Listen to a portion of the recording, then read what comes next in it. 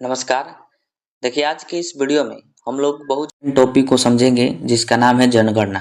जनगणना से जो है हर एग्जाम में 1 या 2 प्रश्न देखने को ज़रूर मिलते हैं क्योंकि बहुत ज़्यादा इम्पोर्टेंट होता है।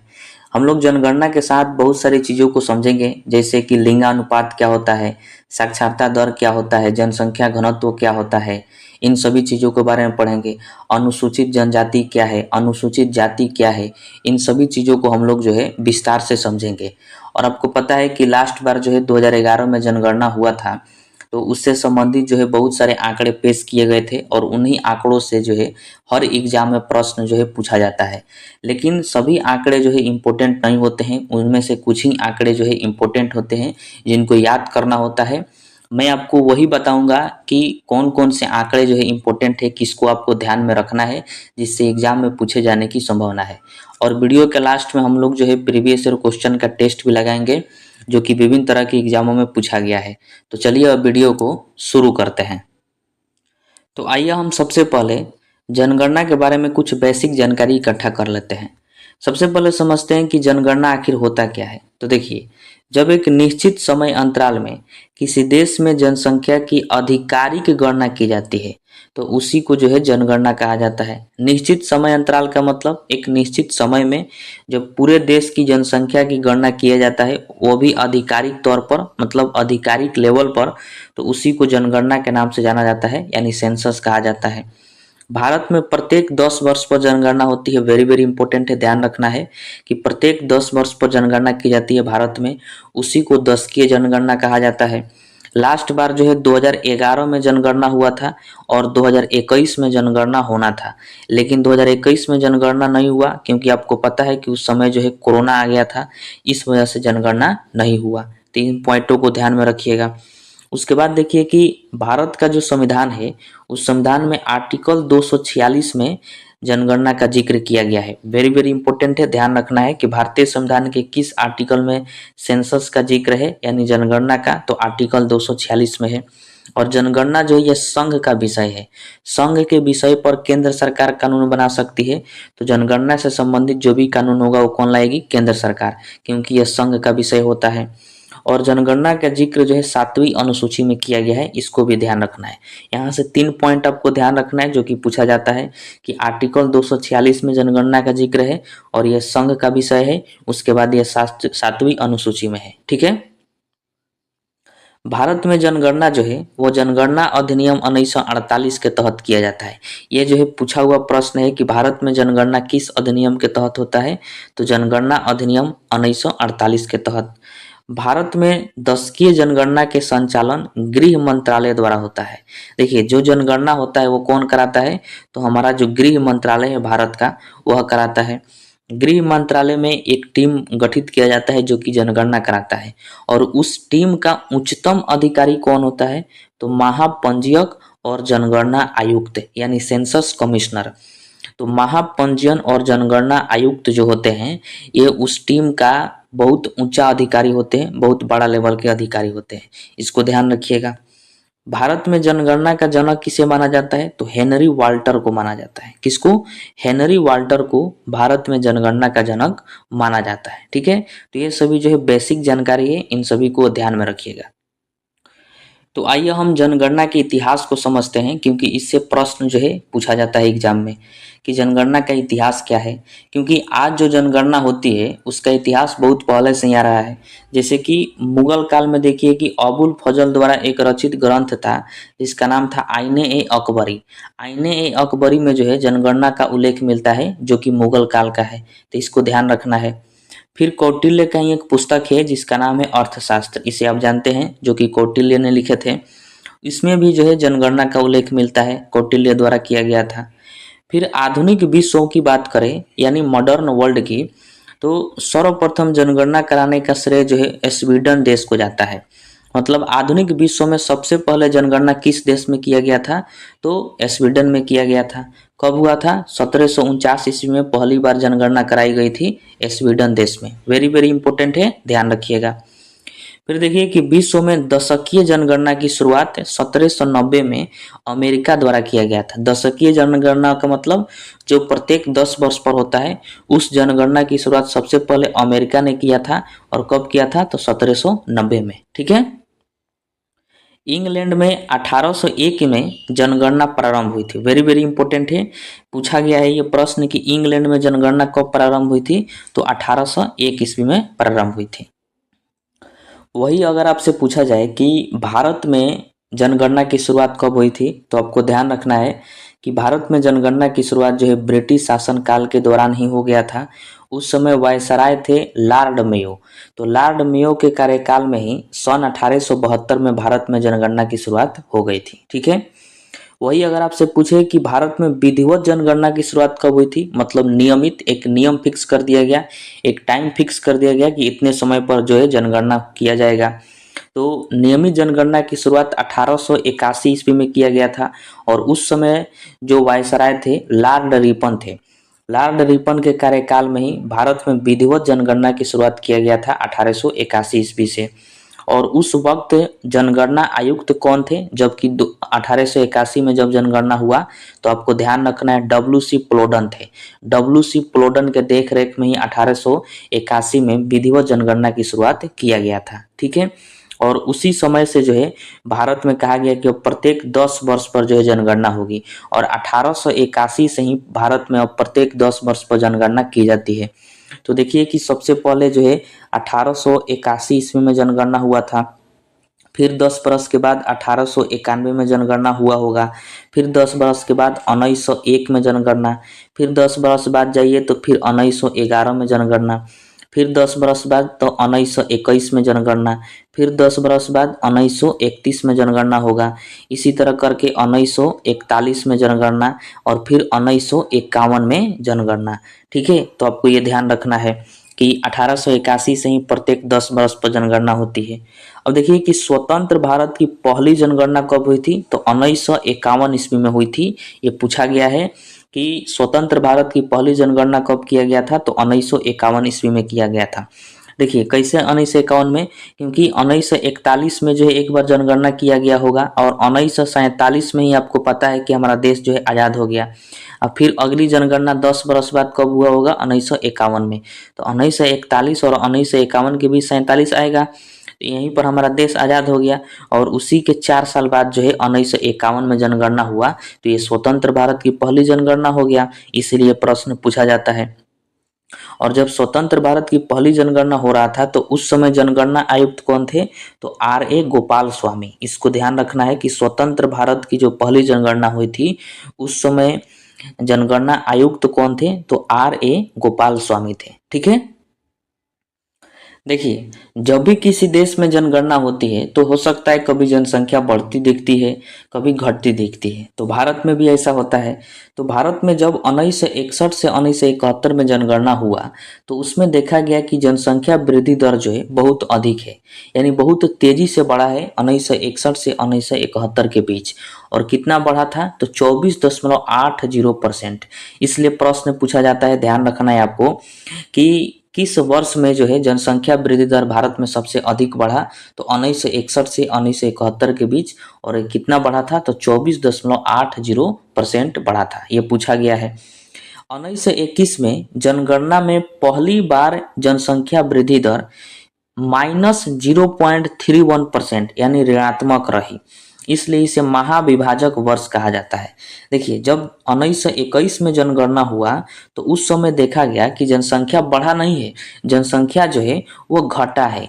और कितना घटा है? तो माइनस में 0.31% जो है जनसंख्या घटा हुआ प्रतीत हुआ, यानी ऋणात्मक मिला जनसंख्या वृद्धि दर। तो इसको ध्यान रखिएगा कि 1921 में जनसंख्या वृद्धि दर ऋणात्मक रहा और 1961 से 1971 में जनसंख्या वृद्धि दर जो है वह धनात्मक रहा। और कितना परसेंट बढ़ा था? तो 24.80% बढ़ा था। ठीक है।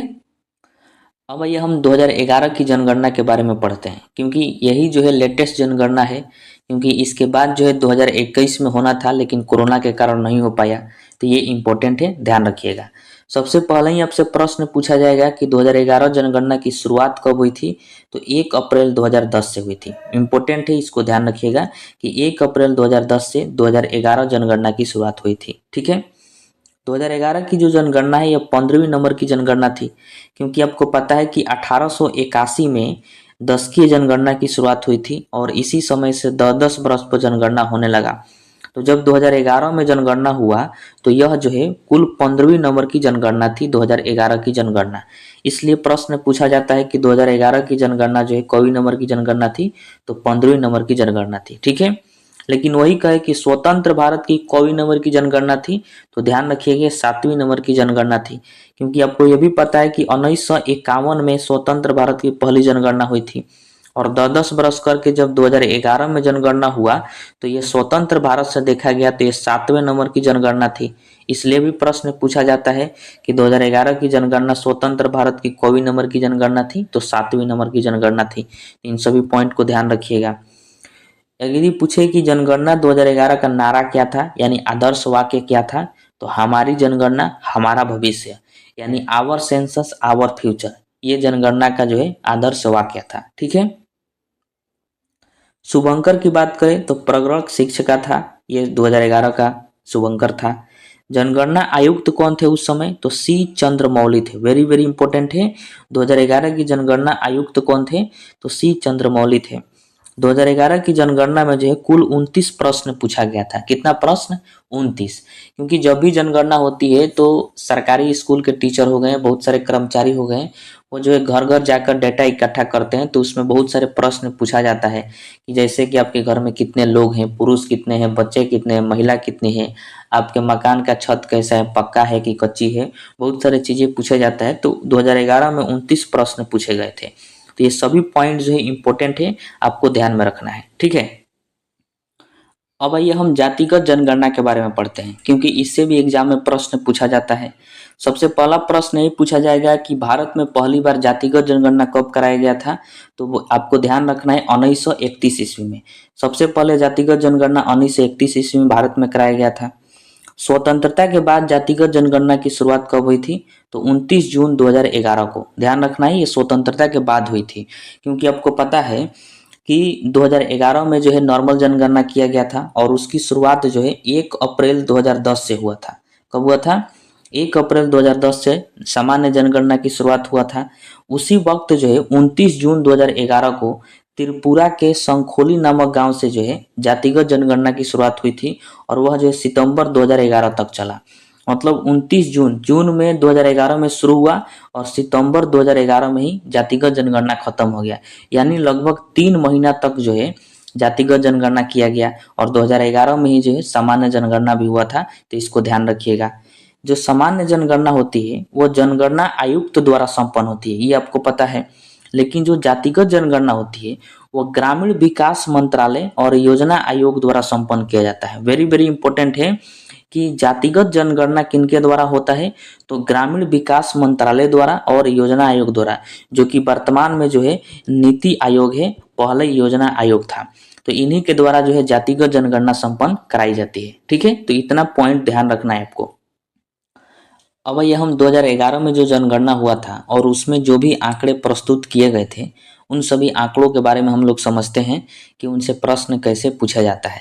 देखिए, जब भी जनगणना होती है तो उस वक्त जो है देश का संपूर्ण क्षेत्रफल भी जारी किया जाता है कि देश का संपूर्ण क्षेत्रफल कितना है, सभी राज्यों का क्षेत्रफल कितना है, इन तरह की जो है तमाम आंकड़े जारी किए जाते हैं। तो उसको हम समझते हैं और सबसे पहले देखते हैं देश का क्षेत्रफल। देखिए, जनगणना 2011 के अंतिम आंकड़ों के अनुसार भारत का जो है कुल क्षेत्रफल 32,87,469 वर्ग किलोमीटर है।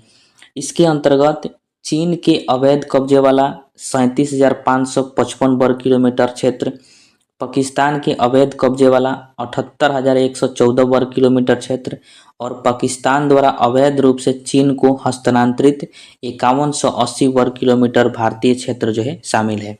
यानी भारत का जो संपूर्ण क्षेत्रफल है 32,87,469 वर्ग किलोमीटर, उसमें जो है चीन द्वारा जो कब्जा किया गया है 37,555 वर्ग किलोमीटर वो भी शामिल है।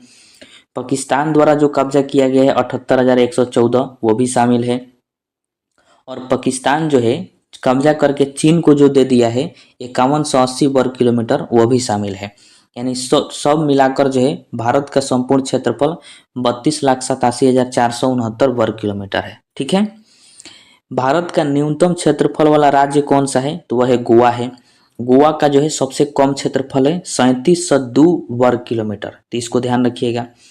इसके बाद जो है सिक्किम आता है और तीसरे नंबर पर त्रिपुरा आता है। तो इन तीनों को ध्यान रखिएगा, सबसे कम क्षेत्रफल गोवा का है, उसके बाद सिक्किम का और सबसे लास्ट है त्रिपुरा का। ठीक है। वही अगर हम केंद्र शासित प्रदेश की बात करें तो भारत का सर्वाधिक क्षेत्रफल वाला संघीय क्षेत्र का मतलब केंद्र शासित प्रदेश होता है अंडमान निकोबार द्वीप समूह है। यानी केंद्र शासित प्रदेशों में सबसे अधिक क्षेत्रफल किस केंद्र शासित प्रदेश का है, तो अंडमान निकोबार द्वीप समूह का है। कितना है, तो 8,249 वर्ग किलोमीटर है। ठीक है। और न्यूनतम क्षेत्रफल वाला संघीय क्षेत्र कौन है, तो वह है लक्षद्वीप, मात्र इसका 30 वर्ग किलोमीटर इसका क्षेत्रफल है। तो केंद्र शासित प्रदेशों में सबसे ज्यादा क्षेत्रफल है अंडमान निकोबार द्वीप समूह का और सबसे कम क्षेत्रफल है लक्षद्वीप का, तो इसको ध्यान रखिएगा। ठीक है। अब देखिए भारत के 5 सर्वाधिक क्षेत्रफल वाला राज्य कौन कौन सा है उसको देख लेते हैं। सबसे पहला है राजस्थान। राजस्थान का क्षेत्रफल जो है सबसे अधिक है भारत में। कितना है, तो 3,42,239 वर्ग किलोमीटर है। ठीक है। दूसरे नंबर पर आता है मध्य प्रदेश, उसके बाद महाराष्ट्र, उसके बाद आंध्र प्रदेश और उसके बाद आता है उत्तर प्रदेश आता है। ठीक है। तो इसको ध्यान रखिएगा। एक आपको ध्यान रखना है राजस्थान, कि भारत में सबसे अधिक क्षेत्रफल वाला राज्य कौन सा है, तो वह है राजस्थान। ठीक है। देखिए जनगणना 2011 के अनुसार भारत की कुल जनसंख्या कितना है, तो इसको ध्यान रखिएगा 121,05,69,573 है। इसी को जो है 121 करोड़ कहा जाता है कि भारत की कुल जनसंख्या है। और इसमें पुरुषों की कुल जनसंख्या कितना है, तो 62,31,21,843 है। इसी को लगभग 62 करोड़ माना जाता है। वही महिलाओं की कुल जनसंख्या कितनी है, तो 58,74,47,730 है। इसको लगभग हम लोग 58 करोड़ कहते हैं। आपको एक नोट पॉइंट ध्यान में रखना है कि भारत की कुल जनसंख्या में पुरुषों का प्रतिशत कितना है, तो 51.47% है। और यही एग्जाम में पूछा जाता है कि भारत की कुल जनसंख्या में पुरुषों का प्रतिशत कितना है, तो 51.47% है। इसको ध्यान रखिएगा।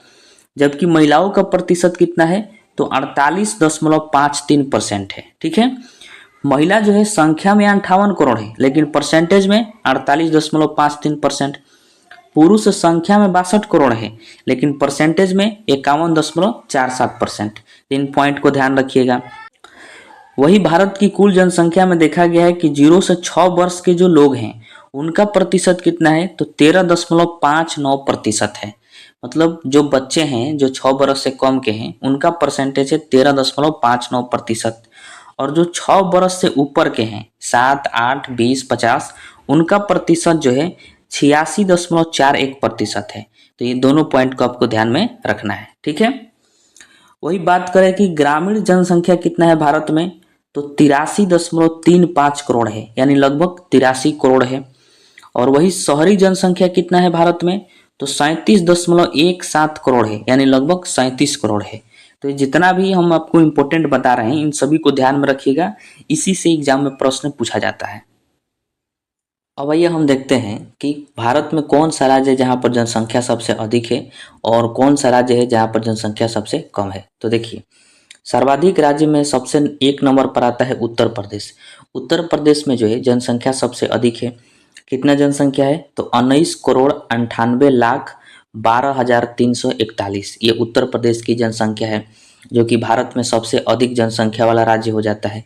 अगर इसके भारत के कुल जनसंख्या में परसेंटेज की बात करें तो कितना है, तो 16.50%।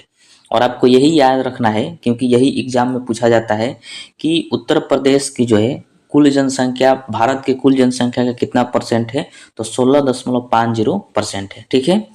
दूसरे नंबर पर आता है महाराष्ट्र, तीसरे नंबर पर होता है बिहार और सबसे लास्ट में है पश्चिम बंगाल।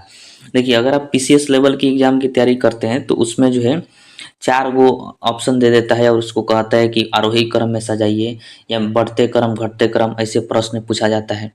ठीक है। तो इसको आप ध्यान रखिएगा। वनडे एग्जाम में डायरेक्टली पूछ लिया जाएगा कि भारत का कौन सा राज्य जहाँ पर जनसंख्या सबसे अधिक है? तो उत्तर प्रदेश में है, जो कि इंडिया की कुल पॉपुलेशन का 16.50% है। तो परसेंटेज आपको ध्यान में रखना है, ठीक है। वही बात करें कि भारत का कौन सा राज्य है जहाँ पर जनसंख्या सबसे कम है? तो वह है सिक्किम, ठीक है। सिक्किम है जहाँ पर जो है 6,10,577 जनसंख्या है। पूरे भारत की जनसंख्या में इसके परसेंटेज की बात करें तो 0.05% है। यही इंपॉर्टेंट है, आपको ध्यान में रखना है, परसेंटेज जो है पूछा जाता है। तो सिक्किम की जो जनसंख्या है वो पूरे भारत की जनसंख्या का 0.05% है, ठीक है। सबसे कम में दूसरे नंबर पर आता है मिजोरम, उसके बाद अरुणाचल प्रदेश और उसके बाद आता है गोवा, ठीक है। तो इस पॉइंट को ध्यान में रखिएगा। चलिए अब हम देखते हैं कि भारत में कौन सा केंद्र शासित प्रदेश है जहाँ पर जनसंख्या सबसे अधिक है और कौन सा केंद्र शासित प्रदेश ऐसा है जहाँ पर जनसंख्या सबसे कम है। तो देखिए सर्वाधिक में सबसे पहले देखते हैं, दिल्ली एक ऐसा केंद्र शासित प्रदेश है जहाँ पर जनसंख्या सबसे अधिक है। कितना जनसंख्या है? तो 1,67,87,941, यह दिल्ली की टोटल पॉपुलेशन है 2011 जनगणना के अनुसार। और पूरे भारत की जनसंख्या का कितना परसेंट है जो दिल्ली की जनसंख्या है? तो 1.39% है।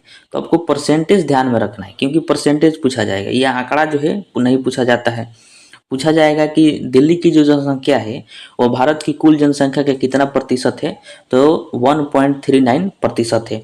या फिर ऐसे भी पूछा जा सकता है कि वैसा कौन सा केंद्र शासित प्रदेश है जहाँ पर जनसंख्या सबसे अधिक है? तो दिल्ली है, ठीक है। दूसरे नंबर पर पुदुचेरी आता है, तीसरे चंडीगढ़ और चौथे में अंडमान निकोबार द्वीप समूह आता है। अगर न्यूनतम जनसंख्या की बात करें तो लक्षद्वीप एक ऐसा केंद्र शासित प्रदेश है जहां पर सबसे कम जनसंख्या है। महज वहां पर 64,473 ही जनसंख्या है, टोटल पॉपुलेशन लक्षद्वीप का। और पूरे भारत की जनसंख्या के कितना प्रतिशत ये जनसंख्या हो जाएगा? तो 0.01%। तो आपसे ऐसे भी पूछा जा सकता है कि लक्षद्वीप में कितना प्रतिशत जनसंख्या है? तो 0.01% है पूरे भारत की जनसंख्या का। या फिर ऐसे भी पूछेगा कि भारत का कौन सा ऐसा केंद्र शासित प्रदेश है जहाँ पर न्यूनतम जनसंख्या है? तो लक्षद्वीप है 0.01%, ठीक है। दूसरे नंबर पर आएगा दमन और दीव जहाँ पर 0.02% जनसंख्या है। और तीसरे नंबर पर आएगा दादर और नागर हवेली जहाँ पर 0.3% जनसंख्या है, ठीक है। 3 पॉइंट को ध्यान में रखिएगा। तो आइए अब हम आगे देखते हैं। देखिए 2011 जनगणना के अंतिम आंकड़ों के अनुसार भारत की जो 2001 और 2011 के दशक में 10 की वृद्धि दर है वो 17.7% है। मतलब 2001 से लेकर 2011 के बीच कुल 10 साल हुआ। 10 साल में देखा गया कि कितना जनसंख्या वृद्धि हुआ है, क्योंकि 2011 में जनगणना हुआ और फिर 2011 के पहले हुआ था 2001 में जनगणना, ठीक है। तो 2001 से और 2011 के बीच देखा गया कि 10 की वृद्धि दर कितना हुआ है, मतलब 10 साल के अंदर जनसंख्या में वृद्धि कितना हुआ है। तो उसको ध्यान रखिएगा, 17.7% की वृद्धि हुआ है 2001 से लेकर 2011 के बीच में, ठीक है। ये इंपॉर्टेंट है, आपको ध्यान में रखना है। इस अवधि में ग्रामीण क्षेत्रों में 10 की वृद्धि दर 12.3% रहा। वेरी वेरी इंपॉर्टेंट है। यदि आपसे पूछा जाए कि 2001 से लेकर 2011 के बीच ग्रामीण क्षेत्रों में 10 की वृद्धि दर कितना है, तो 12.3% है। वही शहरी क्षेत्रों में 10 की वृद्धि दर की बात करें तो 31.8% है। ग्रामीण क्षेत्रों में 12.3% की वृद्धि हुआ है 10 साल के अंदर जनसंख्या में, और शहरी क्षेत्रों में 31.8% के दर से वृद्धि हुआ है। तो आप यहाँ पर देख रहे हैं कि सबसे अधिक वृद्धि कहाँ पर हुआ है, तो शहरी क्षेत्रों में देखने को मिला है 31.8%, और ग्रामीण क्षेत्रों में जो है इसके आधा हुआ है 12.3% वृद्धि हुआ है। अगर टोटल वृद्धि की बात करें कि 2001 से लेकर 2011 के बीच कितना वृद्धि था, तो 17.7% वृद्धि था। तो ये तीनों आंकड़ों आपको जो है ध्यान में रखना है, ठीक है। तो अब आइए हम 10 के वृद्धि दर को एक ग्राफ से समझते हैं, इससे आपको जो है टोटली क्लियर हो जाएगा। देखिए 10 के वृद्धि दर का मतलब होता है कि 10 सालों के अंदर जनसंख्या में कितना वृद्धि हुआ है, उसी को जनसंख्या की 10 के वृद्धि दर कहा जाता है। और आपको ये भी पता है कि स्वतंत्र भारत में सबसे पहले जनगणना कब हुआ था, तो 1951 से लेकर 1961 के बीच हुआ था। यानी 1951 में हुआ था स्वतंत्र भारत का पहला जनगणना। तो उस समय देखा गया कि भारत में 10 सालों के अंदर कितनी जनसंख्या बढ़ा है, तो 21.6% जनसंख्या बढ़ा था। जब 1961 से 1971 में जब जनगणना हुआ तो उस समय देखा गया कि 24.8% जनसंख्या बढ़ा है 10 सालों के अंदर। फिर 1971 से 1981 के बीच देखा गया तो 24.7% जनसंख्या बढ़ा था। फिर 1981 से 1991 के बीच जनगणना हुआ तो उसमें दर्ज किया गया कि 23.9% जनसंख्या बढ़ा है। फिर 1991 से 2001 के बीच देखा गया तो 21.5% जनसंख्या बढ़ा था 10 सालों के अंदर। फिर 2001 से लेकर 2011 के बीच जो जनगणना हुआ लास्ट बार तो उसमें देखा गया कि 17.7% जनसंख्या बढ़ा है। तो यहाँ पर आपको दो नोट पॉइंट ध्यान में रखना है कि 1961 से लेकर 1971 के बीच देखिएगा कि सबसे अधिक जनसंख्या में वृद्धि हुआ है 10 साल के अंदर। कितना हुआ है तो 24.8%। और ये जो है वेरी वेरी इंपॉर्टेंट है, ये आपसे प्रश्न जो है पूछा जाएगा या फिर पूछा भी गया है कि जनसंख्या वृद्धि दर में 10 की वृद्धि दर सबसे अधिक कब दर्ज किया गया तो 1961 से 1971 के जनगणना के बीच 24.8%। ठीक है। और सबसे कम दर्ज कब किया गया तो 2001 से लेकर 2011 के बीच जो जनगणना हुआ था, यानी जो 2011 में जनगणना हुआ था तो उसमें देखा गया कि जनसंख्या वृद्धि दर जो है सबसे कम है 10 सालों के अंदर। कितना है तो 17.7% है। और ये दोनों जो है आपको ध्यान में रखना है, वेरी वेरी इंपॉर्टेंट है। ठीक है। सबसे अधिक जनसंख्या वृद्धि दर दर्ज किया गया 1961 से 1971 के बीच में 24.8%। और सबसे कम जनसंख्या वृद्धि दर दर्ज किया गया 2011 की जनगणना में। कितना तो 17.7%। ठीक है। अब आइए हम जनसंख्या घनत्व को समझते हैं कि जनसंख्या घनत्व क्या होता है और 2011 में इससे संबंधित जितने भी आंकड़े दिए गए थे कि किस राज्य में जनसंख्या घनत्व कितना है, किस राज्य में कम है, उन सभी चीज़ों को हम लोग समझते हैं।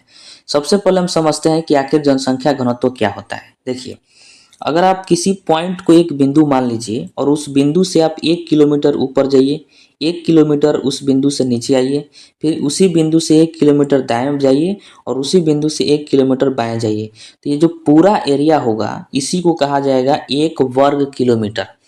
क्योंकि दाएं बाएं ऊपर नीचा जो है 1 किलोमीटर आगे पीछे गए हैं तो ये पूरा जो एरिया है इसी को हम कहेंगे 1 वर्ग किलोमीटर। ठीक है।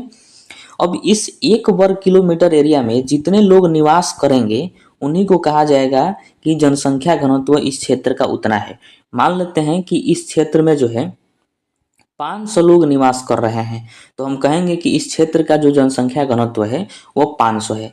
या फिर मान लेते हैं कि 1200 लोग इसमें निवास कर रहे हैं इस 1 वर्ग किलोमीटर क्षेत्र में, तो हम कहेंगे कि इस क्षेत्र का जनसंख्या घनत्व जो है वो 1200 है। ठीक है। तो इसी को जनसंख्या घनत्व कहते हैं। अब देखिए 2011 में जनगणना हुआ तो इसमें बहुत सारे आंकड़े पेश किए गए। इसमें कहा गया कि जनगणना 2011 के अंतिम आंकड़ों के अनुसार भारत का जो जन घनत्व है यानी पॉपुलेशन डेंसिटी वो 382 प्रति वर्ग किलोमीटर है। मतलब भारत में 1 वर्ग किलोमीटर क्षेत्र में जो है 382 लोग निवास करते हैं। कितना लोग निवास करते हैं 382 लोग। वेरी वेरी इंपॉर्टेंट है, आपको ध्यान में रखना है। अगर आपसे पूछा जाए कि भारत का जनसंख्या घनत्व कितना है तो 382 प्रति वर्ग किलोमीटर है। यानी 1 वर्ग किलोमीटर क्षेत्र में 382 लोग निवास करते हैं भारत में। ठीक है।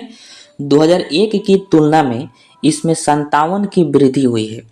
मतलब देखिए 2001 में भी जनगणना हुआ था तो 2001 में जनसंख्या घनत्व तो भारत का था 382 में से आप जो है 57 को घटा दीजिए तो यहाँ पर आ जाएगा 5 और यहाँ पर हो जाएगा 2, यहाँ पर 2 यानी 225। 2001 में जनसंख्या घनत्व कितना था 225 और वही 2011 में जो है इसमें 57 बढ़ गया।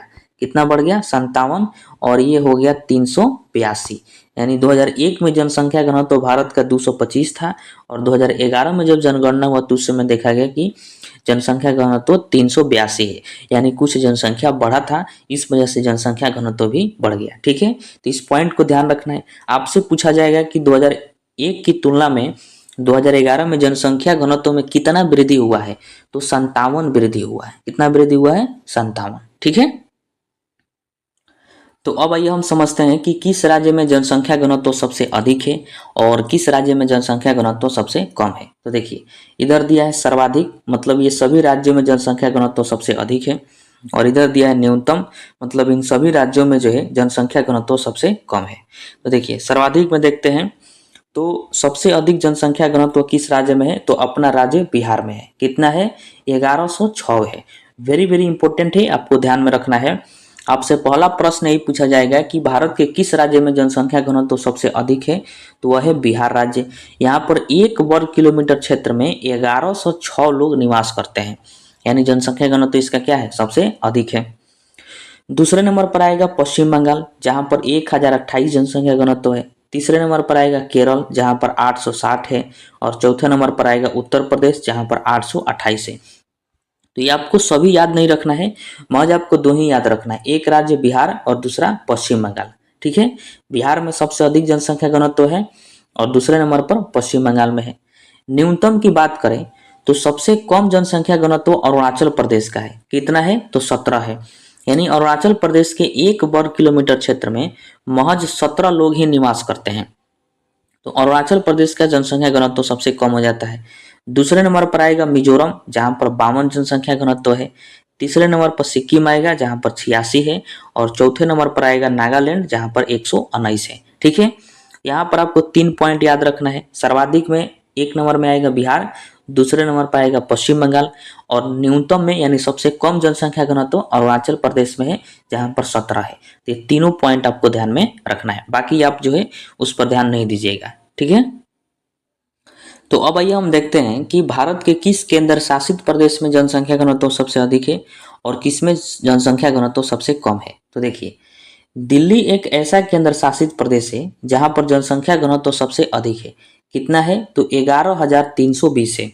यानी दिल्ली के 1 वर्ग किलोमीटर क्षेत्र में 11,320 लोग निवास करते हैं, क्योंकि दिल्ली जो है भारत की राजधानी है और बहुत ही कंजेस्टेड एरिया है। वहाँ पर सभी राज्यों से लोग जाते हैं, इस वजह से वहाँ पर निवास भी ज़्यादा करते हैं। इसलिए वहाँ पर जो है जनसंख्या घनत्व सबसे अधिक है, 11,320 है, जो कि अन्य राज्यों से भी अधिक है। तो आपको ध्यान रखना है कि वैसा कौन सा केंद्र शासित प्रदेश है जहाँ पर जनसंख्या घनत्व सबसे अधिक है, तो वह है दिल्ली। ठीक है, बाकी के जो है आपको याद नहीं रखना है, क्योंकि वो उतना इम्पोर्टेंट नहीं है। अगर न्यूनतम की बात करें तो न्यूनतम में आ जाएगा अंडमान निकोबार द्वीप समूह। यहाँ पर जनसंख्या घनत्व जो है सबसे कम है। कितना है? तो 46 है। तो आपसे प्रश्न पूछेगा कि भारत का वैसा कौन सा केंद्र शासित प्रदेश है जहां पर जनसंख्या घनत्व सबसे न्यूनतम है यानी सबसे कम है, तो है अंडमान निकोबार द्वीप समूह। कितना है? 46 है। ठीक है, एक नोट पॉइंट आपको ध्यान में रखना है कि भारत का जनसंख्या घनत्व जनगणना 2011 के आधार पर 17.5% 10 की वृद्धि के साथ 382 प्रति वर्ग किलोमीटर है। मैंने आपको इसके पहले ही बताया कि 2001 में जो जनगणना हुआ था तो उसमें जो है जनसंख्या घनत्व पूरे भारत का कितना था? तो 225 था। ठीक है, ये आपको पता है। 2011 में जब जनगणना हुआ तो जनसंख्या घनत्व कितना था? तो 382 था। तो मतलब कितना का वृद्धि हुआ था? तो हमने बताया आपको कि 57 का वृद्धि हुआ था। तो संख्या में तो 57 का वृद्धि हुआ, लेकिन परसेंटेज में कितना हो गया? तो 17.5%। ठीक है, तो आपको संख्या भी ध्यान में रखना है और परसेंटेज भी ध्यान में रखना है। अब देखिए, आपको जो है पूरे भारत में 2 जिला याद रखना है जहां पर जनसंख्या घनत्व सबसे अधिक है, ये पूछा जाएगा। सबसे पहला जिला है उत्तर पूर्वी दिल्ली। दिल्ली का ही भाग है, उत्तर पूर्वी भाग में जनसंख्या घनत्व सबसे अधिक है। कितना है? तो 37,346 है। मतलब उत्तर पूर्वी दिल्ली में 1 वर्ग किलोमीटर क्षेत्र में 37,346 लोग रहते हैं। तो ये भारत का सबसे वैसा जिला है जहां पर जनसंख्या घनत्व सबसे अधिक है। दूसरे नंबर पर आता है चेन्नई, जो कि तमिलनाडु में पड़ता है। यहाँ पर जनसंख्या घनत्व जो है 26,903 है, जो कि दूसरे नंबर पर आता है। तो ये दोनों आपको ये जिले याद रखना है, इनसे भी प्रश्न पूछा जाता है। ठीक है, तो अब आइए हम लोग लिंगानुपात को समझते हैं। देखिए, सबसे पहले देखते हैं कि लिंगानुपात होता क्या है। मान लीजिए कि कोई क्षेत्र है और इस क्षेत्र में देखा जाएगा कि प्रति 1000 पुरुष पर कितनी महिलाएं हैं, और जितनी महिलाएं होती है उसी को लिंगानुपात कहा जाता है। मान लीजिए कि इस क्षेत्र में जो है 1000 पुरुष पर 800 महिलाएं हैं। कितनी महिला है? 800। तो कहा जाएगा इस क्षेत्र का लिंगानुपात जो है 800 है। मान लीजिए दूसरा कोई क्षेत्र है तो इसमें देखेंगे कि 1000 पुरुष पर इसमें जो है कितनी महिलाएं हैं। मान लीजिए कि पता चला कि 1100 महिलाएं हैं इस क्षेत्र में 1000 पुरुष पर। यानी 100 जो है ज़्यादा है, तो हम कहेंगे इस क्षेत्र में लिंगानुपात जो है 1100 है। मतलब 1000 पुरुष पर जितनी महिला की संख्या होती है वही उस क्षेत्र का लिंगानुपात होता है। ठीक है, तो भारत में भी लिंगानुपात से संबंधित बहुत सारे आंकड़े जारी किए जाते हैं, राज्यों से भी संबंधित, केंद्र शासित प्रदेशों से भी संबंधित। ठीक है, आइए इसको समझते हैं। देखिए, जनगणना 2011 के अंतिम आंकड़ों के अनुसार भारत में लिंगा अनुपात जो है 2001 की तुलना में 10 अंक बढ़कर 943 हो गया। मैंने आपको बताया कि 2011 में जनगणना हुआ था, तो उस समय देखा गया कि भारत का जो लिंगानुपात कितना है, तो 943 है, और ये जो है 10 अंक बढ़कर हुआ था, यानी 2001 में जो है 933 था। 2001 में जब जनगणना हुआ तो उस समय भारत का लिंगानुपात कितना था, तो 933 था। ठीक है, जब 2011 में जनगणना हुआ तो उस समय भारत का लिंगानुपात कितना देखा गया, तो 943 देखा गया। ठीक है, कितना अंक बढ़ा है, 10 अंक बढ़ा है। यही कह रहा है कि 2001 की तुलना में 2011 में 10 अंक बढ़कर भारत का जो लिंगानुपात है 943 हो गया। मतलब भारत में औसतन देखा गया है कि 1000 पुरुष पर महज 943 ही महिलाएं हैं। ठीक है, तो ये 10 अंक जो है इंपॉर्टेंट है, आपको ध्यान रखना है कि कितना बढ़ा है, ये पूछा जाएगा। ठीक है, वही देखिए कि ग्रामीण क्षेत्रों में लिंगानुपात जो है 949 है, जबकि शहरी क्षेत्रों में लिंगानुपात जो है 929 है।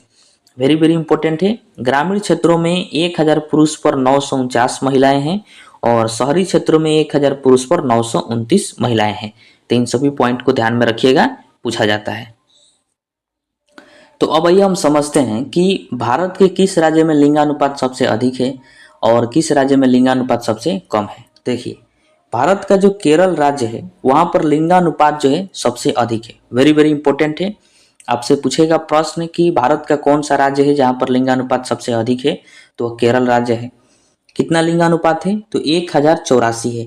मतलब केरल में 1000 पुरुषों पर 1084 महिलाएं हैं, यानी 84 महिलाएं जो है वहां पर अधिक है।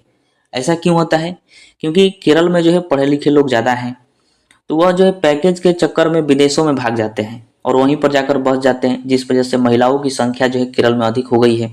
यानी 1000 पुरुष पर 84 महिलाएं अधिक है, तो यहाँ पर जो है शादी विवाह करने में कोई दिक्कत नहीं आएगा। तो केरल जो है लिंगानुपात वाला सबसे अधिक केरल राज्य है। दूसरे नंबर पर आता है तमिलनाडु, जहाँ पर 996 है लिंगानुपात। तीसरे नंबर पर आएगा आंध्र प्रदेश, जहाँ पर 993 लिंगानुपात है, और चौथे नंबर पर आएगा छत्तीसगढ़, जहाँ पर 991 है। ये आपको चारों ध्यान में रखना है, क्योंकि एक बार बीपीएससी में पूछा गया ये प्रश्न कि इसको जो है बढ़ते क्रम में सजाइए, घटते क्रम में सजाइए, तो ये चारों याद रखना है। न्यूनतम में बात करें तो सबसे कम लिंगानुपात जो है हरियाणा का है। यहाँ पर जो है महज 879 लिंगानुपात है। देखिएगा, हरियाणा में 1000 पुरुषों पर महज जो है 879 ही महिलाएं हैं यहाँ पर।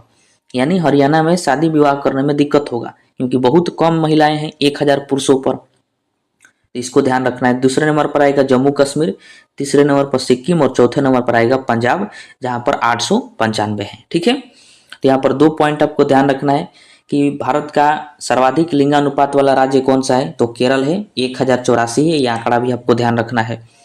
और भारत का न्यूनतम लिंगानुपात वाला राज्य कौन सा है, तो वह हरियाणा है, जहाँ पर 879 लिंगानुपात है। ठीक है, देखिए अगर हम केंद्र शासित प्रदेशों में बात करें तो पुदुचेरी जो है एक ऐसा केंद्र शासित प्रदेश है जहाँ पर सबसे अधिक लिंगानुपात है। कितना है, 1037 है। तो आपसे प्रश्न पूछा जाएगा कि भारत का वैसा कौन सा केंद्र शासित प्रदेश है जहाँ पर लिंगानुपात सबसे अधिक है, तो वह है पुदुचेरी। और कितना लिंगानुपात है, तो 1037 है। ठीक है, इसको ध्यान रखिएगा। दूसरे नंबर पर आता है लक्षद्वीप, तीसरे नंबर पर आएगा अंडमान निकोबार द्वीप समूह, और चौथे नंबर पर आएगा दिल्ली, जहाँ पर 868 जो है लिंगानुपात है। तो इसको ध्यान रखना है आपको। वही न्यूनतम में बात करें तो दमन और दीव हो जाएगा, जहाँ के लिंगानुपात जो है 618 है। मतलब दमन और दीव में प्रति 1000 पुरुषों पर महज जो है 618 ही महिलाएं हैं, यानी देखिए कि बहुत कम हो गया।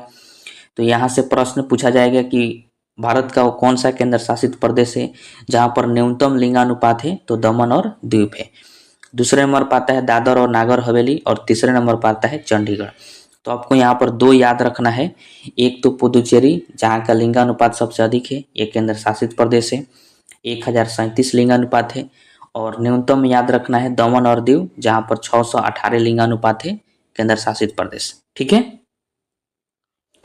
अब आइए हम देखते हैं शिशु लिंगानुपात, जो कि एग्जाम में पूछा जाता है, बहुत ज़्यादा इंपॉर्टेंट है। शिशु किसको कहा जाएगा? जिन बच्चों की उम्र जो है 0 से 6 वर्ष के बीच होती है उनको शिशु कहा जाता है। अब देखिए, जो जिनका उम्र 0 से 6 वर्ष की होती है तो उसमें जो है मेल भी होते हैं, यानी बच्चा होते हैं, और कुछ बच्चियाँ होती है। बच्चियाँ का मतलब मेल और फीमेल दोनों होते हैं। तो देखिए, किसी क्षेत्र में मान लीजिए कि 1000 बच्चों पर जिनकी उम्र 0 से 6 वर्ष के बीच है, 1000 बच्चों पर जितनी जो है बच्चियाँ होगी उसी को जो है कहा जाएगा कि वो उतना शिशु लिंगानुपात है उस क्षेत्र का।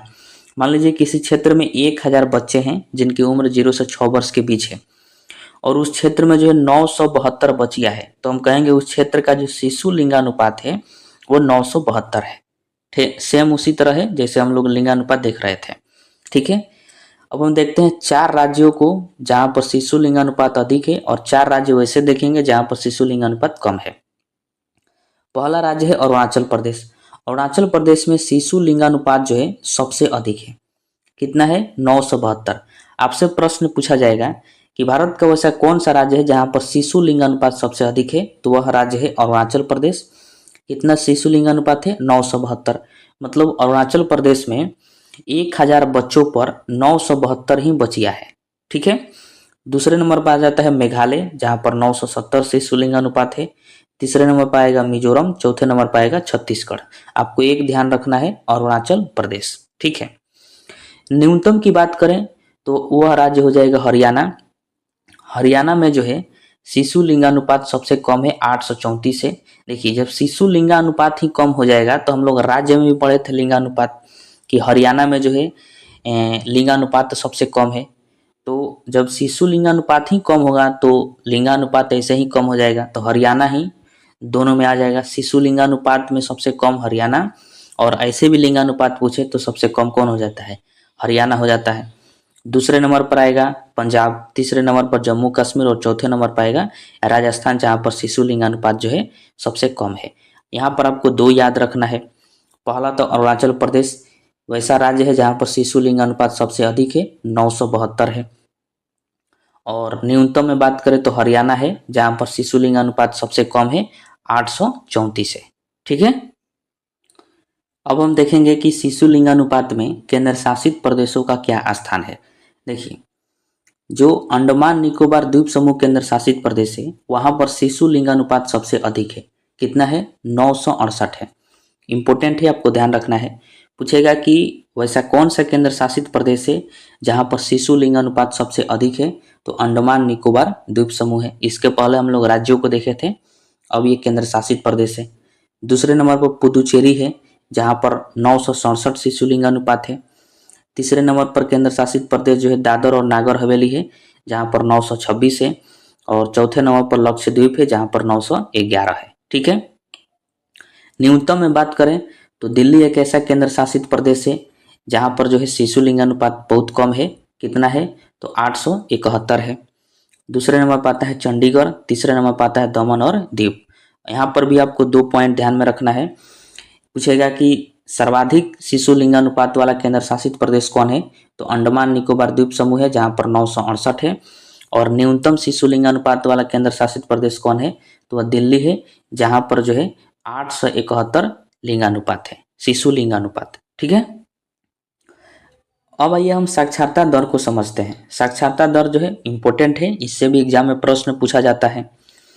सबसे पहले हम समझते हैं कि साक्षरता होता क्या है। देखिए, किसी भी देश में महिला हो या फिर पुरुष हो, अगर उसका उम्र 7 वर्ष है या फिर 7 वर्ष से अधिक है और वह जो है लिखना जानता हो, महिला हो या फिर पुरुष, और पढ़ना जानता हो, तो उसको हम लोग कहेंगे कि वह साक्षर है। मान लीजिए कोई पुरुष है या फिर महिला है, उसको लिखना नहीं आ रहा है लेकिन उसको जो है पढ़ना आ जाता है, तो क्या उसको साक्षर कहेंगे? नहीं कहेंगे। या फिर कोई महिला या फिर पुरुष है, वह लिख तो सकता है लेकिन पढ़ नहीं सकता है, तो भी उसको साक्षर नहीं कहेंगे।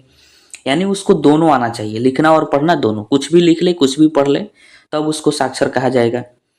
उम्र कितना है, तो 7 वर्ष होना चाहिए या फिर 7 वर्ष से अधिक होना चाहिए।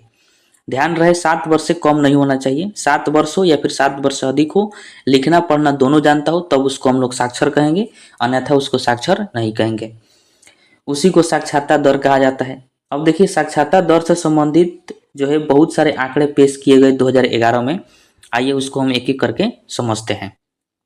देखिए 2011 जनगणना के अंतिम आंकड़ों के अनुसार 2001 की तुलना में 2011 में देश में 7 वर्ष या फिर अधिक आयु के व्यक्तियों में साक्षरों की कुल संख्या जो है 20.38 करोड़ की वृद्धि के साथ 76.35 करोड़ के स्तर तक पहुंच गई। मतलब कह रहा है कि जो 2011 में जनगणना हुआ उस जनगणना में देखा गया कि भारत की जो है कुल साक्षरता दर कितना है, मतलब साक्षर व्यक्तियों की संख्या कितना है, तो 76.35 करोड़ है 2011 के जनगणना के अनुसार। इंपॉर्टेंट है, ध्यान रखना है। 2001 में देखा गया कि 2001 की तुलना में जो है 20.38 करोड़ की वृद्धि हुई है। यानी अगर हम देखें तो 2001 में भारत में साक्षर व्यक्तियों की संख्या जो थी वह 56 करोड़ थी। कितना करोड़ थी, लगभग 56 करोड़।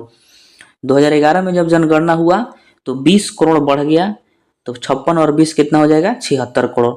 यानी 2011 के आंकड़ा के अनुसार भारत में कुल साक्षर व्यक्तियों की संख्या 76.35 करोड़ है। तो आपको ये जो बढ़ोतरी हुआ है ये आपको ध्यान रखना है कि 2001 की तुलना में 2011 में साक्षर व्यक्तियों की संख्या भारत में कितना बढ़ा है, तो 20.38 करोड़ बढ़ा है। ठीक है। 2011 में देश में साक्षर पुरुषों की संख्या जो है 43.47 करोड़ था। मतलब पुरुष की साक्षरतों की संख्या कितना है, तो 43.47 करोड़ 2011 के जनगणना के अनुसार। और महिला साक्षरता की संख्या कितना है, तो 32.88 करोड़ है। ये भी आपको ध्यान रखना है कि पुरुष लगभग 43 करोड़ जो है साक्षर है और महिला लगभग 32 करोड़ साक्षर है। ठीक है। अब आइए हम पढ़ते हैं कि भारत के किस राज्य में साक्षरता दर सबसे अधिक है और किस राज्य में साक्षरता दर सबसे कम है। देखिए केरल जो राज्य है वहाँ पर साक्षरता दर जो है सबसे अधिक है। मैंने आपको बताया था कि वहाँ पर जो है केरल में लिंगानुपात अधिक है, 1084 है, क्योंकि वहाँ पर जो है लोग पढ़े लिखे ज़्यादा होते हैं। तो जब पढ़े लिखे ज़्यादा हैं तो वहाँ पर साक्षरता दर भी क्या होगा, अधिक होगा। तो केरल एक ऐसा राज्य है जहाँ पर साक्षरता दर सबसे ज़्यादा है, 94% है। वेरी वेरी इंपॉर्टेंट है, ये आंकड़ा आपको ध्यान रखना है। या तो आंकड़ा से आपसे प्रश्न पूछ सकता है या फिर ऐसे कहेगा कि बताइए कौन सा राज्य है भारत में जहाँ पर साक्षरता दर सबसे अधिक है, तो वह केरल राज्य है। दूसरा भी आपको ध्यान रखना है मिजोरम। मिजोरम में भी साक्षरता दर जो है 91.3% है, ये दूसरे नंबर पर आता है। तो ये दोनों आपको ध्यान में रखना है, बाकी आप छोड़ सकते हैं, कोई दिक्कत नहीं है, लेकिन आपको ये केरल और मिजोरम दोनों आपको याद रहना चाहिए कि पहले नंबर पर आता है केरल, दूसरे नंबर पर आएगा मिजोरम, उसके बाद गोवा है, उसके बाद जो है त्रिपुरा है। ठीक है। अगर हम न्यूनतम की बात करें तो बिहार एक ऐसा राज्य है जहाँ पर साक्षरता दर जो है सबसे कम है, 61.8% है। मतलब यहाँ पर बहुत कम पढ़े लिखे लोग हैं और वैसे लोग हैं जो ना पढ़ सकते हैं ना लिख सकते हैं। तो वैसे लोगों की संख्या जो है कितना है, 61.8% है। लगभग 39% लोग ही यहाँ पर पढ़े लिखे हैं जो कि पढ़ और लिख दोनों सकते हैं। बाकी 61% लोग ना पढ़ सकते हैं ना लिख सकते हैं बिहार में। इसलिए प्रश्न पूछा जाएगा कि न्यूनतम साक्षरता दर वाला राज्य कौन सा है, तो वह राज्य है बिहार राज्य। ठीक है। दूसरे नंबर पर आता है अरुणाचल प्रदेश, जहाँ पर 65.4% जो है साक्षरता दर है। तीसरे पर राजस्थान, चौथे पर झारखंड आता है। ठीक है। तो आपको यहाँ पर तीन पॉइंट आपको ध्यान में रखना है। एक तो केरल जो कि सर्वाधिक साक्षरता दर है, दूसरे में मिजोरम, और तीसरा जो है सबसे न्यूनतम साक्षरता दर वाला राज्य जो है बिहार हो जाएगा, जहाँ पर 61.8% साक्षरता दर है। ठीक है। अब आइए हम केंद्र शासित प्रदेश को देखते हैं। यदि आपसे एग्जाम में प्रश्न पूछे कि वैसा कौन सा केंद्र शासित प्रदेश है भारत का जहां पर साक्षरता दर सबसे अधिक है, तो आपको कहना है लक्षद्वीप। लक्षद्वीप हमारा केंद्र शासित प्रदेश है। तो लक्षद्वीप एक ऐसा केंद्र शासित प्रदेश है जहाँ पर साक्षरता दर सबसे अधिक है, 91.8% है। कितना है? 91.8%। मतलब यहाँ पर लगभग अधिकांश 90% से अधिक लोग जो हैं पढ़े लिखे हैं, यानी पढ़ लिख दोनों सकते हैं। ठीक है। दूसरे नंबर पर आता है दमन और दीव, जहाँ पर 87.1% जो है साक्षरता दर है। तीसरे नंबर पर अंडमान निकोबार द्वीप समूह आता है और चौथे नंबर पर आता है दिल्ली। दिल्ली का भी आप ध्यान रखिएगा, दिल्ली में साक्षरता दर जो है वह 86.2% है। राजधानी होने के बावजूद भी यह जो है लक्षद्वीप से पीछा है। यहाँ पर साक्षरता दर 86.2% है। ठीक है। न्यूनतम में बात करें कि कौन सा केंद्र शासित प्रदेश है जहाँ पर न्यूनतम साक्षरता दर है, तो वह है दादर और नागर हवेली, जहाँ पर 76.2% जो है लोग साक्षर हैं। तो इसको ध्यान रखिएगा, न्यूनतम में दादर और नागर हवेली होगा। दूसरे नंबर पर पुदुचेरी आएगा और तीसरे नंबर पर आएगा चंडीगढ़। तो यहाँ पर जो है आपको 3 पॉइंट ध्यान रखना है। एक तो लक्षद्वीप, जहाँ पर वैसा केंद्र शासित प्रदेश है जहाँ पर साक्षरता दर सबसे अधिक है और कितना है, तो 91.8% है। और एक दिल्ली ध्यान रखिएगा कि दिल्ली क्योंकि भारत की राजधानी है और केंद्र शासित प्रदेश भी है, तो यहाँ पर जो है साक्षरता दर 86.2% है। इसको ध्यान रखना है। और उसके बाद जो है दादर और नागर हवेली है, जहाँ पर साक्षरता दर 76.2% है। इन तीनों को ध्यान रखिएगा। ठीक है। अब आइए हम देखते हैं कि पूरे भारत में किन किन राज्यों में पुरुष साक्षरता दर अधिक है और पुरुष साक्षरता दर कम है। मतलब किन राज्यों में पुरुष सबसे ज़्यादा पढ़े लिखे हैं और वैसा कौन सा राज्य है जहाँ पर पुरुष सबसे कम पढ़े लिखे हैं, उसको हम लोग देखते हैं। सबसे पहले हम देखते हैं सर्वाधिक। तो देखिए केरल ही आता है 1 नंबर पर।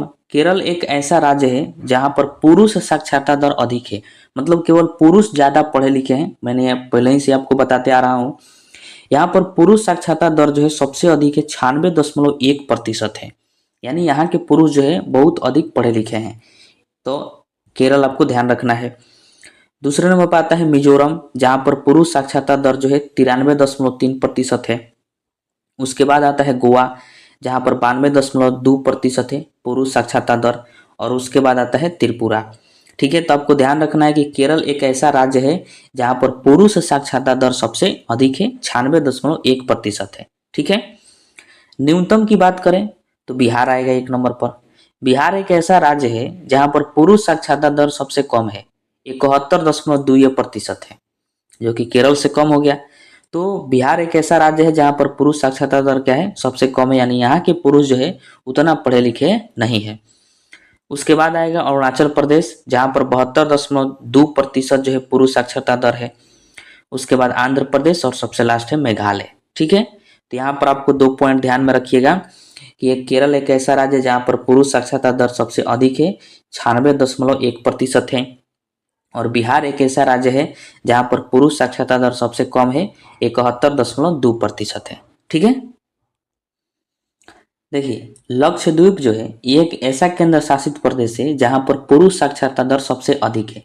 तो आपसे पूछा जाए कि सर्वाधिक पुरुष साक्षरता दर वाला केंद्र शासित प्रदेश कौन सा है, तो वह जो है लक्षद्वीप है। क्योंकि हम लोग राज्य देख लिए हैं कि केरल एक ऐसा राज्य है जहाँ पर पुरुष साक्षरता दर सबसे अधिक है। तो ये भी तो पूछा जा सकता है कि वैसा कौन सा केंद्र शासित प्रदेश है जहाँ पर पुरुष साक्षरता दर सबसे अधिक है, तो वह लक्षद्वीप है। कितना परसेंटेज है, तो 95.6% है। ये आपको ध्यान रखना है। यह भी पूछा जा सकता है कि वैसा कौन सा केंद्र शासित प्रदेश है जहाँ पर पुरुष साक्षरता दर सबसे कम है, तो दादर और नागर हवेली है। ध्यान रखिएगा, यहाँ पर पुरुष साक्षरता दर जो है 85.2% है। ठीक है। तो सबसे अधिक में केंद्र शासित प्रदेश कौन आएगा, लक्षद्वीप आएगा। लक्षद्वीप में पुरुष साक्षरता दर सबसे अधिक है, 95.6%। और सबसे कम में दादर एवं नागर हवेली आएगा। यानी दादर एवं नागर हवेली ऐसा केंद्र शासित प्रदेश है जहां पर पुरुष साक्षरता दर सबसे कम है, 85.2%। यह भी आपको ध्यान में रखना है।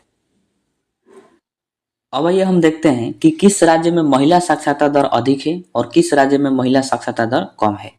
तो सबसे पहले हम सर्वाधिक देखते हैं। तो देखिए केरल एक ऐसा राज्य है जहां पर महिला साक्षरता दर भी सबसे अधिक है। और बिहार एक ऐसा राज्य है जहां पर महिला साक्षरता दर भी सबसे कम है। मतलब केरल और बिहार दोनों में पहले से ही टक्कर होते आ रहा है। हम लोग शुरू में पढ़े कि भारत का ऐसा कौन सा राज्य है जहाँ पर साक्षरता दर अधिक है, तो केरल, और सबसे कम बिहार में। फिर हम लोग पढ़े कि कहाँ पर पुरुष साक्षरता दर सबसे अधिक है, तो केरल, और सबसे कम तो बिहार में। फिर हम लोग देख रहे हैं कि किस राज्य में महिला साक्षरता दर सबसे अधिक है, तो वह केरल ही हो जाएगा, और किस राज्य में महिला साक्षरता दर सबसे कम है, तो वह बिहार ही हो जाएगा। तो इसको याद रखना तो बहुत आसान है। केरल में देखिए कि 92.1% महिलाएं जो है साक्षर हैं।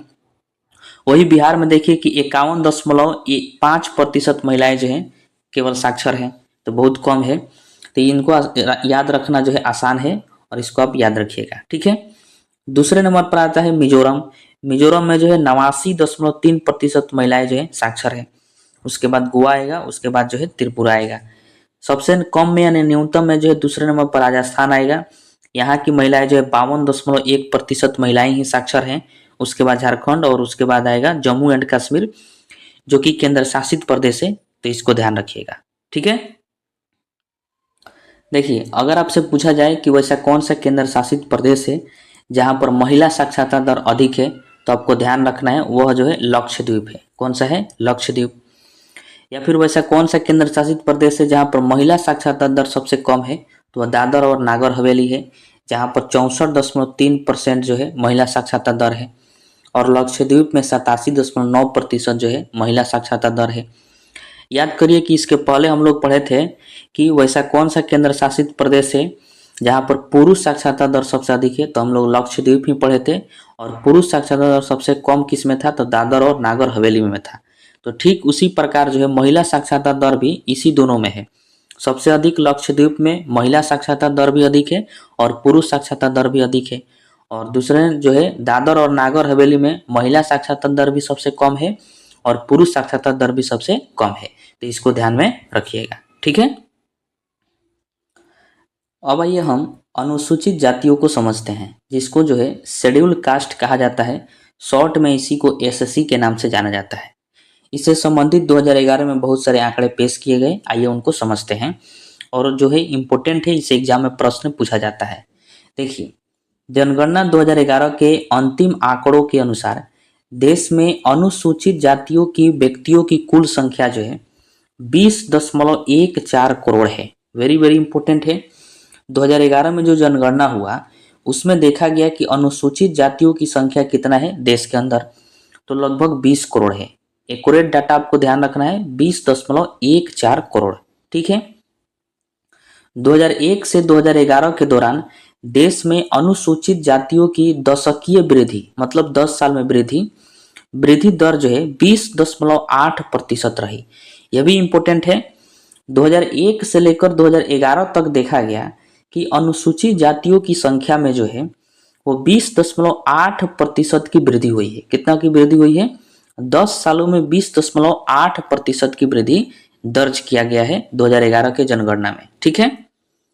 देश की कुल जनसंख्या में अनुसूचित जाति का प्रतिशत जो है 2001 के 16.2% की तुलना में बढ़कर 2011 के 16.6% हो गया। यहाँ पर आपको इम्पोर्टेंट पॉइंट ध्यान रखना है। कौन सा? देखिए, 2001 में जब जनगणना हुआ तो देखा गया कि देश में जितनी जनसंख्या है उसका जो है 16.2% जो है अनुसूचित जाति है, यानी एससी है। जब 2011 में जनगणना हुआ तो देखा गया कि देश की कुल जनसंख्या का जो है 16.6% अनुसूचित जाति हो गए हैं।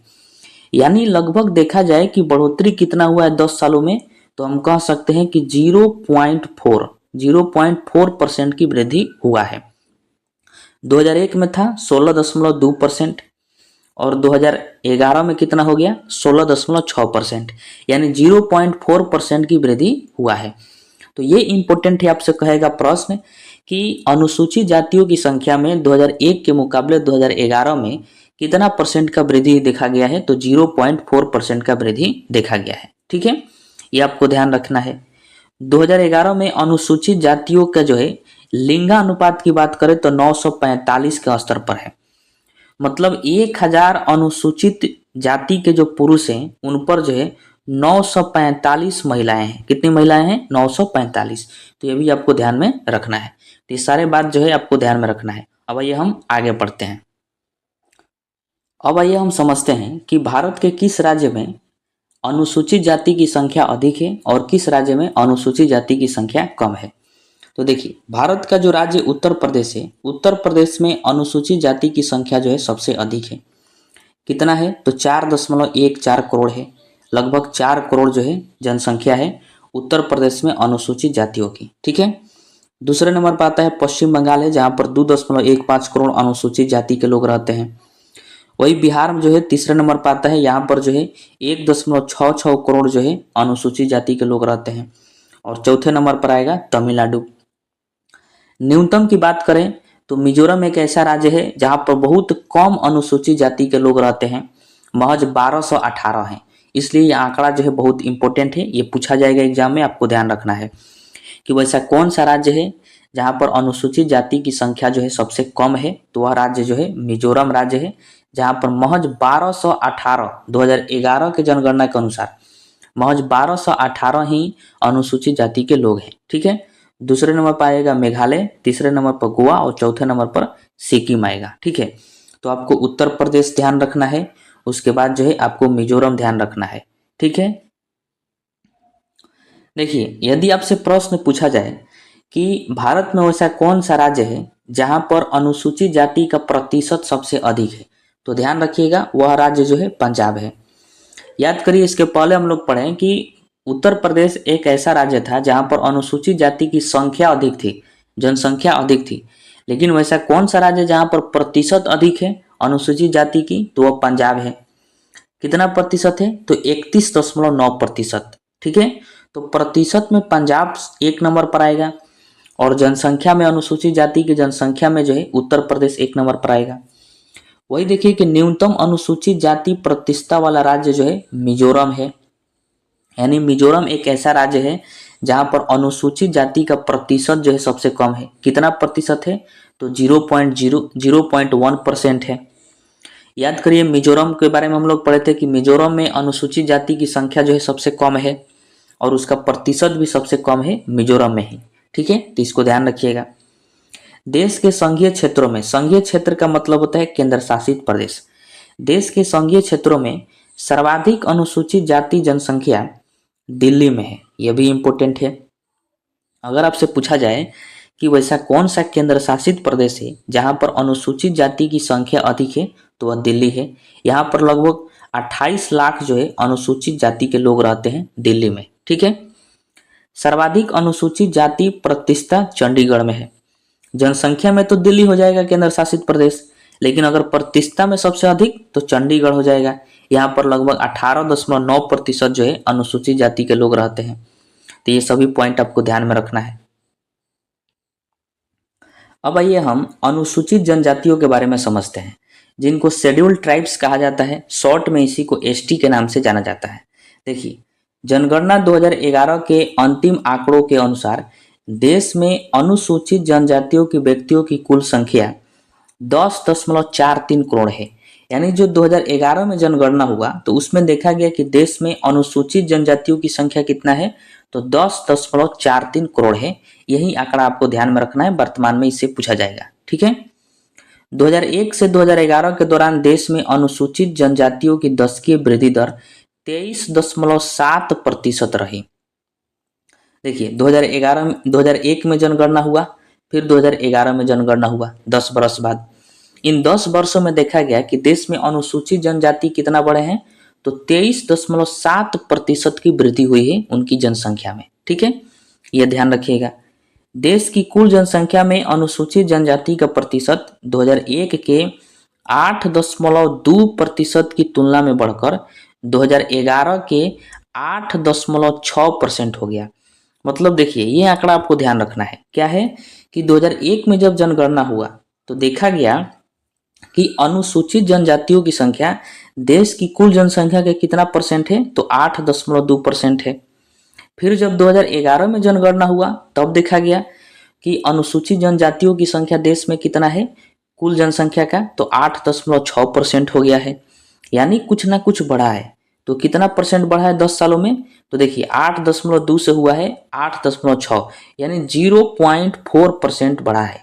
सेम देखिए कि जो अनुसूचित जाति का परसेंटेज बढ़ा था 10 सालों में, उतना ही जो है अनुसूचित जनजातियों का भी परसेंटेज बढ़ा है 0.4%। तो इसको आप ध्यान में रखिएगा, ठीक है।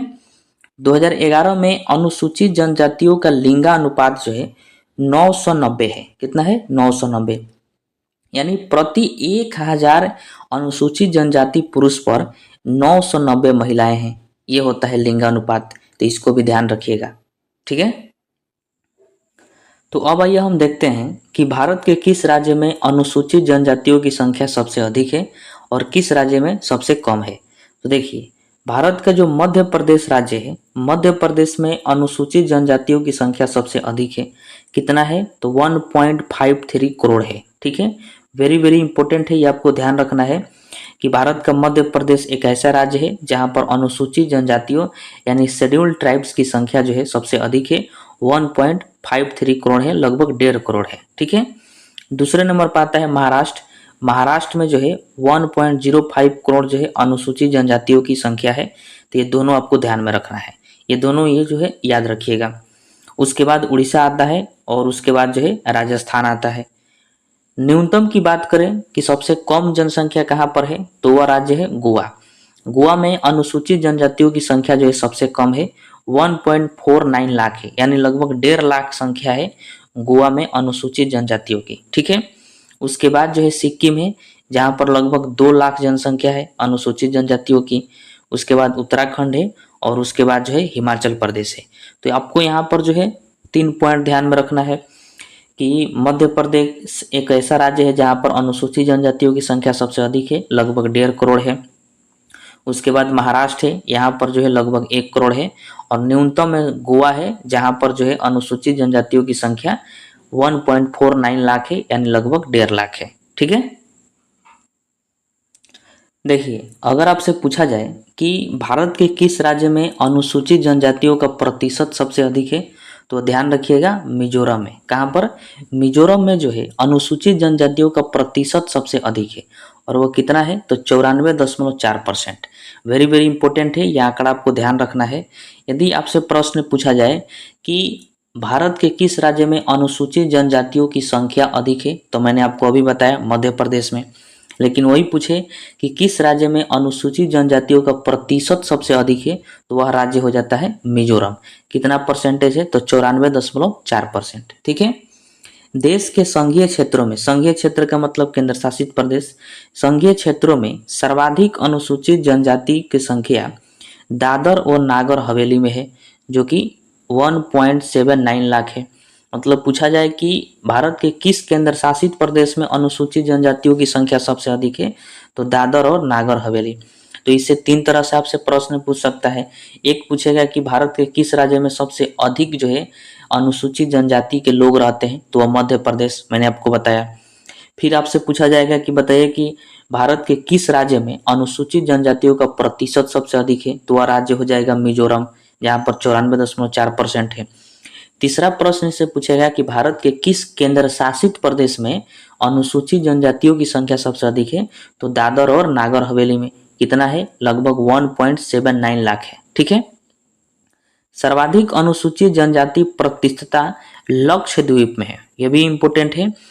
अगर पूछा जाए कि किस केंद्र शासित प्रदेश में अनुसूचित जनजातियों का प्रतिशत अधिक है, तो वह हो जाएगा लक्षद्वीप। कितना है? तो 94.8%, ठीक है। तो केंद्र शासित प्रदेश से आपको 2 याद रखना है कि दादर और नागर हवेली जो है यहाँ पर अनुसूचित जनजातियों की संख्या सबसे अधिक है, और जो लक्षद्वीप है यहाँ पर जो है अनुसूचित जनजातियों के प्रतिशत सबसे अधिक है, ठीक है। विदित हो कि हरियाणा, पंजाब, दिल्ली, चंडीगढ़ एवं पुडुचेरी में कोई भी अनुसूचित जनजाति निवास नहीं करते हैं। वेरी वेरी इंपॉर्टेंट है, ये कई बार एग्जाम में पूछा गया है कि वैसे कौन से राज्य हैं या फिर केंद्र शासित प्रदेश है जहां पर अनुसूचित जनजाति यानी एसटी जो है नहीं रहते हैं, निवास नहीं करते हैं। तो वह राज्य हो जाएगा हरियाणा राज्य, उसके बाद हो जाएगा पंजाब, उसके बाद जो है दिल्ली जो कि ये केंद्र शासित प्रदेश है, फिर चंडीगढ़ ये भी केंद्र शासित प्रदेश है, और पुडुचेरी ये भी केंद्र शासित प्रदेश है। तो 3 केंद्र शासित प्रदेश में कोई भी अनुसूचित जनजाति की संख्या नहीं रहती है, जनसंख्या नहीं रहती है। और 2 राज्य हैं हरियाणा और पंजाब, यहाँ पर भी अनुसूचित जनजाति कोई भी नहीं रहते हैं, ठीक है। तो इतना सारा पॉइंट आपको इसमें ध्यान रखना है। तो अब आइए हम ग्रामीण नगरीय वितरण को समझते हैं। यानी हम देखेंगे कि भारत में जो है कितने परसेंट लोग ग्रामीण क्षेत्रों में निवास करते हैं और कितने परसेंट लोग जो है शहरी क्षेत्रों में निवास करते हैं। तो देखिए, जनगणना 2011 के अंतिम आंकड़ों के अनुसार देश की जो है कुल जनसंख्या में, ध्यान रखिएगा, देश की जो कुल जनसंख्या है उसमें नगरीय जनसंख्या जो है 31.2% है। कितना है? 31.2% है। जबकि ग्रामीण जो है, ग्रामीण जनसंख्या 68.8% है। देखिए, इसको ऐसे समझिए, मान लीजिए कि अगर अपने हम देश की जनसंख्या को जो है टोटली 100% मान लें, तो इस 100% में देखिए कि 31.2% जो लोग हैं वह जो है शहरी क्षेत्रों में निवास करते हैं। किस क्षेत्र में निवास करते हैं? तो शहरी क्षेत्र में। और बच गए 68.8% लोग। तो 68.8% लोग जो है वह ग्रामीण क्षेत्रों में निवास करते हैं। ठीक है, तो भारत की सबसे पहले कुल जनसंख्या निकाला जाता है और उस कुल जनसंख्या में देखा जाता है कि कितने परसेंट लोग जो है शहर में है और कितने परसेंट लोग जो है ग्रामीण क्षेत्रों में है।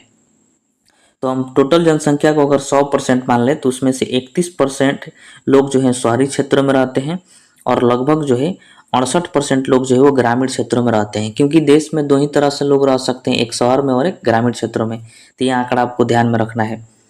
उल्लेखनीय है कि 2001 में, कब? 2001 में नगरीय जनसंख्या जो है 27.8% था।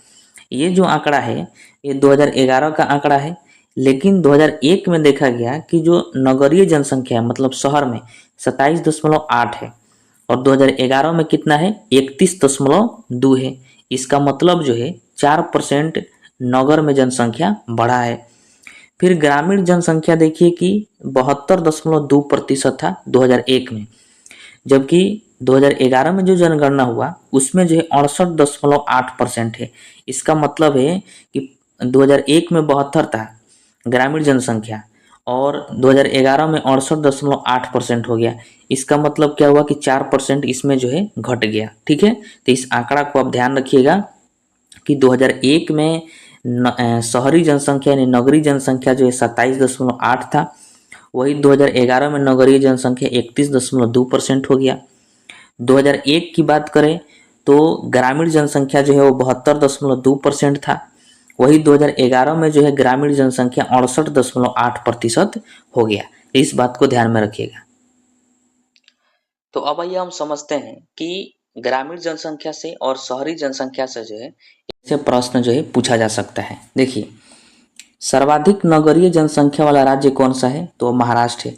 यानी महाराष्ट्र में जो है नगरीय जनसंख्या सबसे अधिक है और ग्रामीण जनसंख्या सबसे कम है। तो इसको ध्यान रखिएगा, केवल आपको नाम याद रखना है, ये आंकड़ा आप नहीं याद रखिएगा। ठीक है, न्यूनतम नगरीय जनसंख्या वाला राज्य कौन सा है? तो वह सिक्किम है। यानी सिक्किम में जो है नगरीय जनसंख्या सबसे कम है, ग्रामीण जनसंख्या थोड़ा ज़्यादा है। ठीक है, वही देखिए कि सर्वाधिक नगरीय जनसंख्या वाला केंद्र शासित प्रदेश कौन सा है? तो वह दिल्ली है। दिल्ली एक ऐसा केंद्र शासित प्रदेश है जहाँ पर जो है नगर में लोग ज़्यादा रहना पसंद करते हैं, ग्रामीण क्षेत्रों में कम रहना पसंद करते हैं। वही न्यूनतम नगरीय जनसंख्या वाला केंद्र शासित प्रदेश कौन है? तो वह लक्षद्वीप है। लक्षद्वीप में जो है ग्रामीण क्षेत्रों में अधिक लोग रहना पसंद करते हैं, नगर में जो है जनसंख्या कम है लक्षद्वीप में। ठीक है, तो नगरीय जनसंख्या से आपसे दो तरह से प्रश्न पूछा जा सकता है। एक तो आपसे राज्यों से पूछा जाएगा और दूसरा केंद्र शासित प्रदेशों से पूछा जाएगा कि बताइए कि किस राज्य में नगरीय जनसंख्या सबसे अधिक है? तो महाराष्ट्र में। किस राज्य में नगरीय जनसंख्या सबसे कम है? तो सिक्किम में। किस केंद्र शासित प्रदेश में नगरीय जनसंख्या सबसे अधिक है? तो दिल्ली में। और फिर किस केंद्र शासित प्रदेश में नगरीय जनसंख्या सबसे कम है? तो लक्षद्वीप में। तो ये 4 प्रश्न आपको ध्यान में रखना है। फिर देखिए कि सर्वाधिक ग्रामीण जनसंख्या वाला राज्य कौन सा है? तो उत्तर प्रदेश है। उत्तर प्रदेश में ग्रामीण जनसंख्या सबसे अधिक है। वही न्यूनतम ग्रामीण जनसंख्या वाला राज्य कौन सा है? तो सिक्किम है। सिक्किम में जो है ग्रामीण जनसंख्या सबसे कम है। तो ये 2 आपको ध्यान रखना है। उसके बाद देखिए कि सर्वाधिक ग्रामीण जनसंख्या वाला केंद्र शासित प्रदेश कौन सा है? तो वह दिल्ली हो जाएगा। यहाँ पर जो है ग्रामीण जनसंख्या भी सबसे अधिक है और और की अपेक्षा, केंद्र शासित प्रदेशों की अपेक्षा। फिर न्यूनतम ग्रामीण जनसंख्या वाला केंद्र शासित प्रदेश कौन सा है? तो वह लक्षद्वीप हो जाएगा। तो ये तो दोनों आपको याद रखना आसान है। ठीक है, कि सर्वाधिक नगरीय जनसंख्या वाला राज्य जो है दिल्ली है, तो सर्वाधिक ग्रामीण जनसंख्या वाला राज्य भी दिल्ली है। न्यूनतम नगरीय जनसंख्या वाला केंद्र शासित प्रदेश लक्षद्वीप है। तो न्यूनतम ग्रामीण जनसंख्या वाला भी केंद्र शासित प्रदेश लक्षद्वीप है। तो ये केंद्र शासित प्रदेश आपको याद हो जाएंगे, क्योंकि ग्रामीण में और नगरीय में दोनों में दिल्ली और लक्षद्वीप ही है। ठीक है, तो इन बातों को ध्यान रखिएगा, इससे जो है डायरेक्टली एग्जाम में प्रश्न पूछा जाता है। तो अब आइए हम कुछ इंपॉर्टेंट प्रश्नों को देखते हैं जो कि प्रीवियस ईयर एग्जाम में पूछे गए हैं और आगे भी इसे पूछे जाने की संभावना है। तो देखिए, पहला प्रश्न है कि जनगणना 2011 के अनुसार निम्न में से किस राज्य में जनसंख्या में कमी आई है। तो मैंने आपको बताया था कि नागालैंड जो राज्य है वहाँ पर जनसंख्या में कमी देखने को मिला है 2001 के मुकाबले 2011 में। तो इसका राइट आंसर जो है ऑप्शन नंबर ए हो जाएगा। ठीक है, उसके बाद प्रश्न है कि जनगणना 2011 के अंतिम आंकड़ों के अनुसार निम्नलिखित में से भारत के किस राज्य में न्यूनतम साक्षरता दर है। मतलब सबसे न्यूनतम साक्षरता दर वाला राज्य कौन सा है। तो आप जानते हैं कि इसका राइट आंसर जो है ऑप्शन नंबर बी हो जाएगा, बिहार। बिहार में जो है न्यूनतम साक्षरता दर है। ठीक है, आइए आगे प्रश्न देखते हैं। अगला प्रश्न है कि भारत में प्रथम नियमित जनगणना किस वर्ष की गया था। मतलब नियमित जनगणना जो है किस वर्ष से प्रारंभ हो गया। तो इसका right answer option number B हो जाएगा 1881। 1881 से भारत में जो है नियमित जनगणना होने लगा और प्रत्येक 10 वर्ष पर जो है जनगणना करने का प्रावधान किया गया। ठीक है, कब से किया गया, तो 1881 से। उसके बाद प्रश्न है कि भारत में नियमित एवं वैज्ञानिक ढंग से जनगणना किस वर्ष प्रारंभ किया गया। वही आंसर होगा, इसका राइट आंसर हो जाएगा ऑप्शन नंबर सी 1881। 1881 से ही नियमित और वैज्ञानिक ढंग से जो है जनगणना प्रारंभ किया गया। तो राइट आंसर ध्यान रखिएगा ऑप्शन नंबर सी। ठीक है, अगला प्रश्न है कि 2011 की जनगणना के अनुसार भारत में जनसंख्या घनत्व है। टोटली मतलब पूरे भारत लेवल पर जनसंख्या घनत्व की बात कर रहा है। तो इसका राइट आंसर जो है ऑप्शन नंबर सी हो जाएगा 382। मैंने आपको बताया था कि 2011 की जो जनगणना हुआ था तो उसमें भारत की जो है जनसंख्या घनत्व बताया गया था 382। मतलब 1 वर्ग किलोमीटर क्षेत्र में जो है महज 382 लोग ही निवास करते हैं भारत में। तो इसका राइट आंसर क्या हो जाएगा, ऑप्शन नंबर सी। ये पूछा गया प्रश्न है। ठीक है, सभी के सभी प्रश्न जो है पूछा गया है और इम्पोर्टेंट भी है, इसको ध्यान रखिएगा। ठीक है, उसके बाद प्रश्न है कि जनगणना 2011 के अनुसार निम्न में से किस राज्य का जनसंख्या घनत्व सर्वाधिक है। बताना है कि भारत के किस राज्य का जनसंख्या घनत्व जो है सबसे अधिक है। तो मैंने आपको बताया था कि जो बिहार राज्य है, बिहार में जो है जनसंख्या घनत्व सबसे अधिक है। कितना था, तो 1106 था। मतलब 1 वर्ग किलोमीटर क्षेत्र में जो है 1106 लोग रहते हैं बिहार में। तो इसका राइट आंसर जो है ऑप्शन नंबर ए हो जाएगा, बिहार। ठीक है, उसके बाद प्रश्न है कि 2011 की भारत की जनगणना के लिए निम्नलिखित में से कौन सा आदर्श वाक्य उपयोग किया गया था। तो शुरू में ही मैं आपको बताया था कि आदर्श वाक्य भी 2011 की जनगणना में दिया गया, हर जनगणना में दिया जाता है। तो इसका राइट आंसर जो है ऑप्शन नंबर डी हो जाएगा, आवर सेंसस आवर फ्यूचर। ये आदर्श वाक्य था, मतलब हमारी जनगणना और हमारा भविष्य, यही था। तो राइट आंसर जो है ऑप्शन नंबर डी हो जाएगा। ठीक है,